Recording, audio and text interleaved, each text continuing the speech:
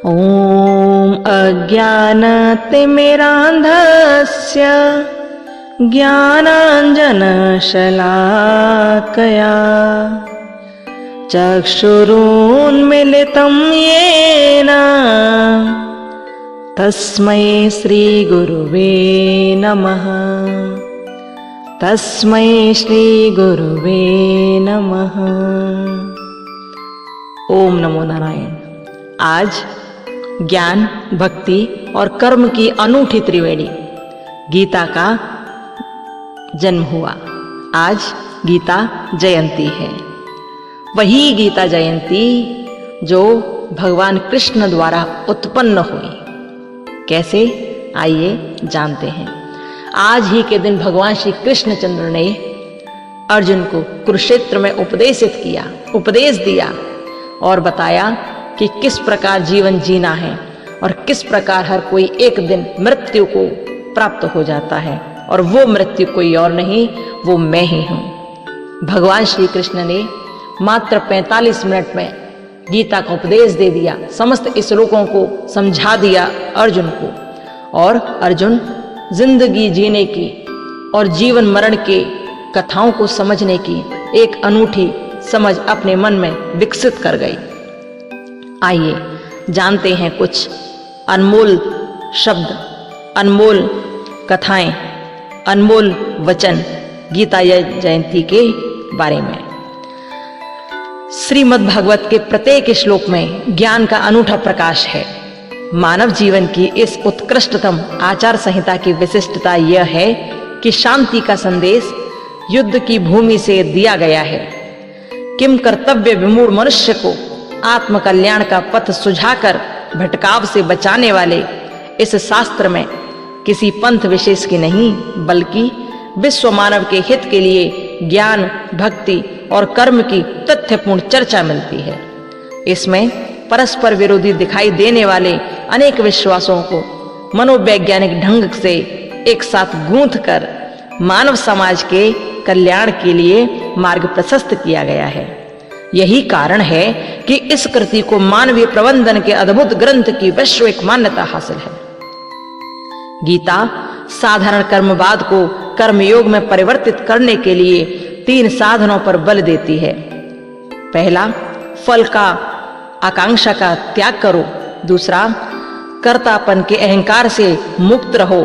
तीसरा, ईश्वर का साक्षात्कार करने का प्रयास करो, ईश्वर के प्रति अर्पित हो जाओ। इन सूत्रों में वेदों एवं उपनिषदों का सार झलकता है। तत्वदर्शी मनीषियों का कहना है कि ज्ञान, भक्ति और कर्म की इस अनूठी त्रिवेणी को जितनी बार पढ़ा जाए उतना ही श्रेष्ठ है। इसके ज्ञान के नित नए रहस्य खुलते जाते हैं। जितना आप इसे पढ़ोगे, इसके ज्ञान के रहस्य खुलते जाएंगे। 18 अध्यायों के 700 श्लोकों में प्रवाहित इस अद्भुत ज्ञान गंगा का कोई सानी नहीं है। श्रीमद् भगवद गीता महाभारत के 6ठे खंड का भीष्म पर्व का हिस्सा है। श्री कृष्ण और मोहग्रस्त अर्जुन के बीच यह संवाद मार्गशीर्ष शुक्ल एकादशी को कुरुक्षेत्र की युद्ध भूमि में हुआ था। इसलिए इस दिन को मोक्षदा एकादशी व गीता जयंती के रूप में भी जाना जाता है। इस अनुपम ग्रंथ की लोकप्रियता का अंदाजा इसी बात से लगाया जा सकता है कि 78 भाषाओं में इसके 250 से ज्यादा अनुवाद तथा दर्जनों टीकाएं व भाष्य हो चुके हैं। इसमें प्रमुख टीका और भाष्य है अष्टावक्र गीता, अवधूत गीता, दत्तात्रेय महाराज, गीता भाष्य के साथ साथ ज्ञानेश्वरी, ईर्षार्जुन संवाद, गीता यथारूप, भगवद गीता का सार, गीता साधक संजीवनी, गीता चिंतन, गुणार्थ दीपिका टीका, अनासक्ति योग, गीता पर निबंध, गीता रहस्य, गीता प्रवचन, यथार्थ गीता, गीता तत्व विवेचनी। सनातन धर्म के आध्यात्मिक ग्रंथों में अष्टावक्र गीता एक अमूल्य ग्रंथ माना जाता है। अद्वैत वेदांत के इस ग्रंथ में ऋषि अष्टावक्र और राजा जनक के संवाद का संकलन है। ग्रंथ में राजा जनक के 3 प्रश्नों की व्याख्या है। जैसे ज्ञान प्राप्त कैसे होता है, मुक्ति कैसे होगी और वैराग्य कैसे प्राप्त होगा। ये 3 शाश्वत प्रश्न हैं जो सभी के हैं, समस्त संसार के हैं, जो हर काल में आत्म अनुसंधानियों द्वारा पूछे ही जाते रहे हैं।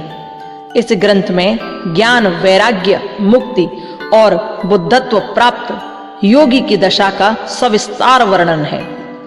किंवदंती है कि रामकृष्ण परमहंस ने भी यही पुस्तक नरेंद्र को पढ़ने को कही थी, जिसके पश्चात वे उनके शिष्य बने और कालांतर में स्वामी विवेकानंद के नाम से प्रसिद्ध हुए, जिनके नाम पर